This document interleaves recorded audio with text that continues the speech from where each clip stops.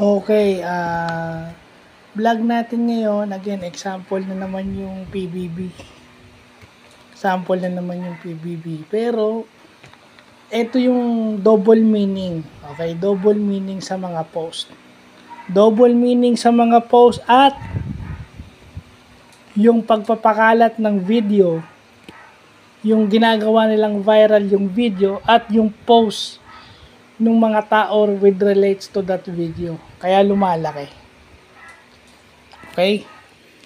And sad to say na may mga taong gusto't hinahanap yun. Buti sana to get a moral lesson from that. Hindi, para lang pagkakitaan. For monetization purposes. O, di ba? Okay, number one example. Saan ka nakakita na kaya ang mahirap maging celebrity sa Pilipinas o social media influencer, social media star? Mahirap. Kasi kung ano yung pinost mo, again, si Ivana na naman yung example ko. Hindi sa crush ko siya kasi hindi naman niya ako papatulan. Hindi ko naman, bakit naman ako mag-aaksaya ng panahon sa kanya. Pero siya ang pwede nating gawing example para maipaliwanag ko to ng gusto sa inyo. Okay? Yung pinost siya sa IG at saka yung pinost siya sa Facebook na kasama yung mga videos yung mga core videos niya nung nasa loob pa siya ng PBB house. And then yung caption. Kahit yung FB live niya na wala naman siyang binanggit na name except for sneer. Sinave ko sa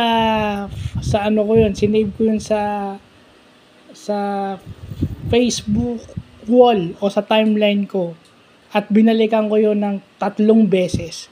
Wala siyang sininggle out na isang housemate maliban kay Isnir. Kasi nga yung natanggal yung contact list ni Isnir dahil kakaiyak.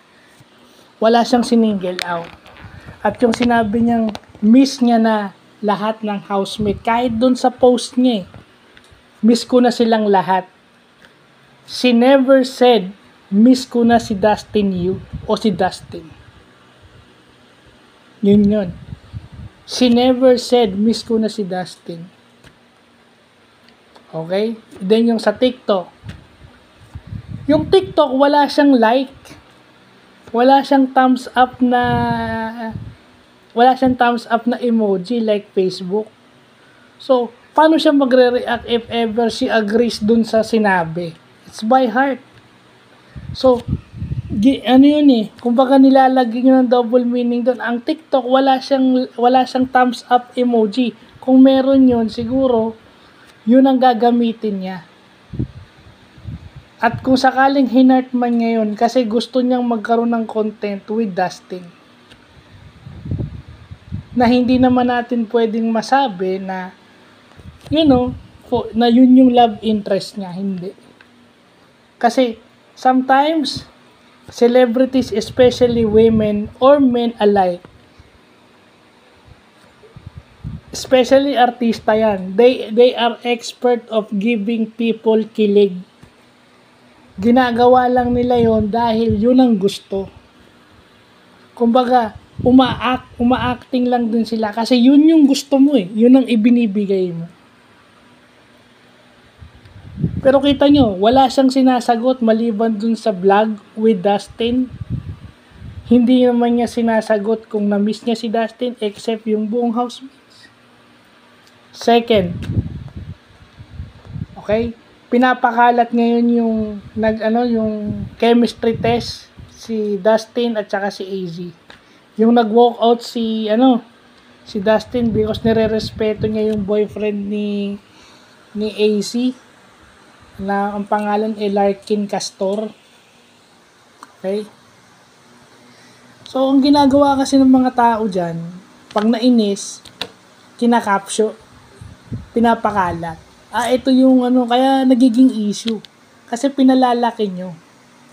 Kasi kung personal problem yun na magkarelasyon, hindi nyo na dapat pakialaman yun.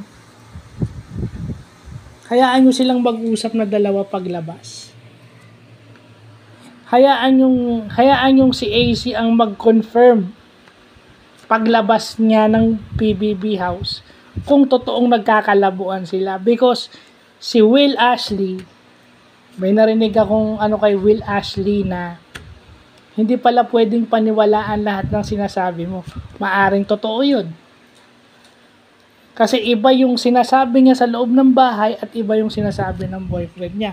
Pero yung confirmatory statement dapat paglabas. The same thing with Ivana. At saka yung sinasabi, gawin ng first evictee si Dustin para maituloy na nila ni Ivana yung kanilang naudlot doon sa loob ng bahay ni Kuya. Sipin mo, kaya nga sumali yung tao ron para manalo.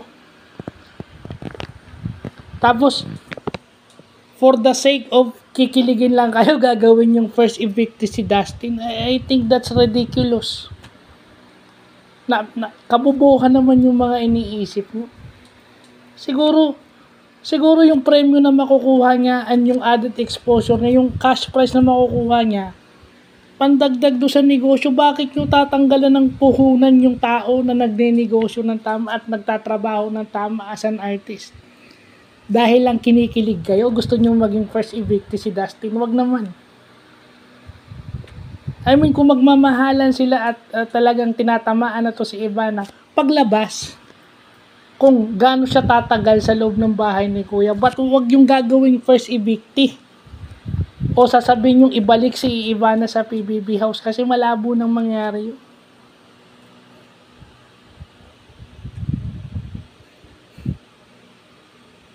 Malabo nang mangyari yun.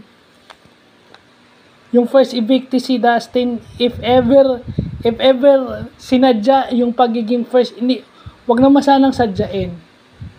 Pero dun lang natin malalaman if magtutuloy-tuloy yung dasbana kung magpupursyo si babae na nasa labas na.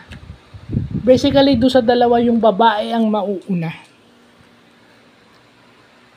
Kasi ang gagawin lang naman ni Dustin, mag-guest siya sa vlog. And then, anong mangyayari sa vlog after? Kaya nyo nga gustong mag-vlog kunwari pa kayo Meron nga ako nakita doon sa TikTok. Kinikilig lang kami sa vlog nila, pero wala kaming illusion na maging sila. Bakit gusto nyo magka-vlog yung dalawa? Dahil tinitignan nyo kung pwede magkatuluyan. Gusto nyo ring magkatuluyan yung dalawa after the vlog. Kasi kung wala kayo talaga ng na magkatuluyan sila, hindi nyo papansinin o baliwala sa inyo kung magkaroon sila ng vlog o wala. Kasi yung vlog nung dalawa na magkasama, yung content na magkasama silang dalawa, hopefully would spark something na aamin si Dustin. Yun na yun, kasi nahalata nyo sobrang crush, na in love. And then si Ivana would reciprocate. May na-feel na rin something. So, mahirap kasi dinadagdagan and then ginagawang viral kasi galit kayo, naawa kayo dun sa boyfriend sa labas. Kumakalat na yan So, isipin nyo na lang kung ano yung nasa isip nung guy, nung Larkin. Binibigyan nyo na ng anxiety and stress yung Larkin by spreading that video. Yung chemistry test at saka yung post niya. Pinost niya yun pero hindi nyo na dapat ni-repost. Kasi he is just thanking Dustin for doing what is right. Hindi para pagpiestahan nyo sila. So, yun lang po.